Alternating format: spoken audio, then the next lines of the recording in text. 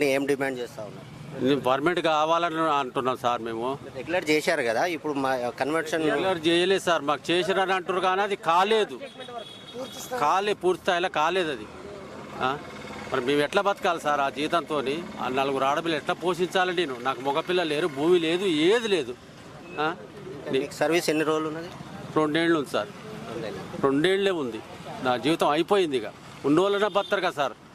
వాళ్ళ కష్టం సుఖం రేత్రి పగలు రేత్రి పావనక తేలనక పైన వచ్చి తాజ్మహల్ అంతే అప్పటికప్పుడు పోయి నేను చంపిన. ఏ డిప్లొమా ఆపరేటర్ రాలే, ఏ ఐటీ ఆయన రాలే. ఖర్చుతానికి వచ్చింది అది, పై అంతస్తుకి ఎక్కింది. దాన్ని ఇబ్బంది పడి చంపిన, నేనే చంపిన దాన్ని. మరి ఇప్పుడు ఏంది మా బాధ, మా కష్టం, మా గోడు? ఎండ అనక బుగ్గి అనక వాననక మెరుపులతో ఉరువులతో మేము కష్టపడుతున్నాం సార్. మేము మీకు దండం పెట్టి చెప్తున్నాం, రేవంత్ రెడ్డి గారు, పిల్లలు మేము చచ్చిపోతున్నాము, మమ్మల్ని పర్మిట్ చేయండి. అయిపోయింది.